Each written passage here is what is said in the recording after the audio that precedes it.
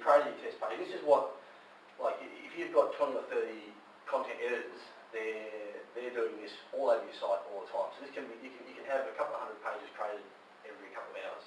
We've seen, I think on the EU site they create, I think we worked out they create about 1,000 pages or 1,500 pages a day of added content that has to be shipped across different languages. So you've got your,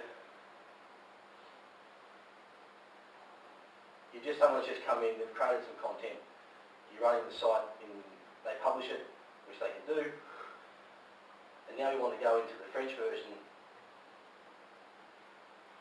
and we want to actually get that content, we want to translate it. So what you do is you say, we want to translate this container from the English version. So you hit that button. What we've done is we've embedded a machine translation framework inside Shadow. So what that's just done is it's gone off to a machine translation tool, picked up the French translation and published it automatically. Then what happens, and this was the important part, is you can set it up so it fires off an email to the human translation service that's responsible for that area. They get an email with a link to the page, they log into the system, they come onto the front page, they hit the translation, and they can come in here, and they can do the side-by-side in context. So there's no need for them to be taking the content out of the system, working on it remotely and pushing it back in. They can do everything in here they need to. When they've come through and updated the machine translation and they press publish, we've got a translation memory framework inside Shadow now as well. So it basically trains the system. So one big downside of free tool sets like Google is it never gets more accurate on your type of content because you can't train it. You don't have your own instance of Google Translate, you're just in there with the mass audience. What we've done here is embed, and we're using a product called Moses, which you might be familiar with. So it's we're using Moses and some adaptations around that. You can go in here now, make the adjustments and change it. So the idea is, and generally what we see is within about 3 or 4 months, for every 1,000 words that you would have had to have a human translation person come in and do, we can get it down to about 300 per 1,000. So if you're paying 10 cents a word across a lot of content, that makes a big difference. So what doesn't mean that this is where we have to argue with the translators, it doesn't mean that the company will spend less money on translation, they can just do more content. Because in our experience, most companies can afford and have budgets to do maybe 5 to 10% of their web content. That's all they can afford to do. So they actually, when we ever translate their content, this gives them the framework to do more. Does that make sense? Yep. Moses is the name of the machine translation system. Yeah, so there's a whole bunch of machine translation tool sets out there, and you've got Google Translate, and there's, I think this is right. Our view is that Google make all their money from keyword search, and in actual fact most of the interest that we get from commercial entities is around multilingual search optimization. So Google worked out about 3 or 4 years ago that they were going to hit saturation point on keyword campaigns in English-speaking countries. So they had to work out how to grow their market. The best way to do that is in having that same company spend their search across 5 different language formats. The problem they've got, and have always had, is that their algorithm weights very heavily content. So if you take, say, VeriSign, one of the guys that we're talking to at the moment, if VeriSign spend about $2 million a year on search optimization for their English version, if they're going to go and spend the equivalent of that for the Chinese search rankings and Japanese and whatever else, then they need the content. And if it's going to cost them $10 million to generate content, they're not going to do it. So that's why Google did Google Translate. They went and bought a machine translation tool set, brought it in because it gives companies a quick and easy way to generate multilingual content. Does it hit a TM first before doing it? It does. So what it does, what we've done is we've got inside Shadow, I'll just close that for a second. So what you've got is a terminology manager.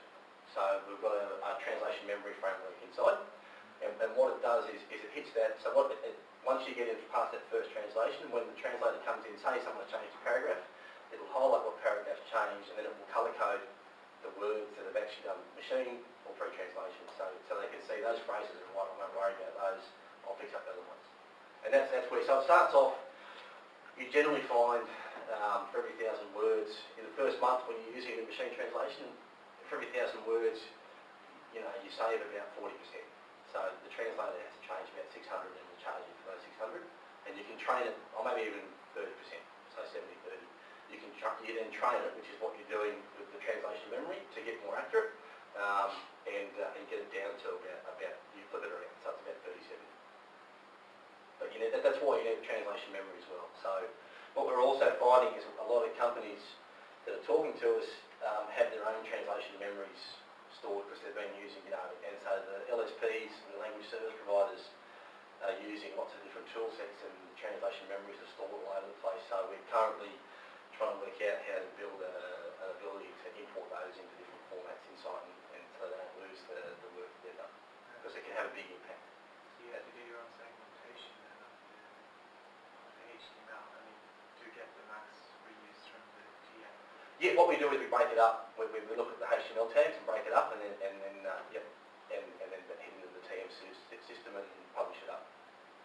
Yeah, that's right. Can you tell how many words or strings have been edited by a translator after the machine translation? That's the other one. Yep, and that was the other part that we had to do. So once that was why we went down the path of less resistance by going straight into Trados and across, because they have that capability built into their system. So what we had to do was, so when a translator, so you've got this capability now, present, which is called the TMS Project Manager. So basically, you have a project. So, and a project will have a bunch of jobs associated to it, and those jobs can be assigned to different people. So, what the company and the translator do is they agree on a rate, they agree on the currency, they structure the content type, and they look at the project data and who the assigned translator is, basically. And so, what happens is that when that email notification goes off to the translator and they log into the system, we know who they are, what client they're assigned to, what job and what rate they're paying, and we track the number of words they changed. Luckily, we already did that as core CMS function. We just had to manipulate it a bit. So we need to do that because the translators wouldn't move into the system unless they could track what they made their money from. So we had to do it. It was when it became obvious to us that we couldn't provide the right solution with Trados and across, we had to sit down and find some money for us to pay. I mean, it's about 6 months of development that's gone into building this sort of stuff out. And we're not, because we actually partner with the Across guys quite closely. And what we found is that it's just very difficult. I mean, one of our biggest clients, or one of our clients, Vanguard, is the largest financial services company in the world, and they weren't willing to pay, you know, $500,000 to access Across. So it's a very difficult sales proposition. So what we've said is, if you want to use Across, we've got that integration. But if you want a step change in terms of getting set up and getting working at a lower cost point, then that's what we do. So we don't pretend to try and have all the functionality that those high-end TM solutions have.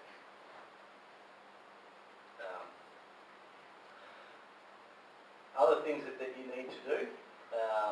So we also have, and so there's basically two ways that people translate on the web. They do it fast and quick, go in, make a new page, publish it. The other way they do it is via like big one-off translation. So I want to create a whole new site in Chinese. So what we have in here is basically you can pick a project, you can give it a name, you can pick your delivery date that you want it to be sent back to you, you can pick your translation service, and you can pick your source and target languages. And over here, you've got your website. And by doing, this is always a challenge for me without a mouse. So basically what you can do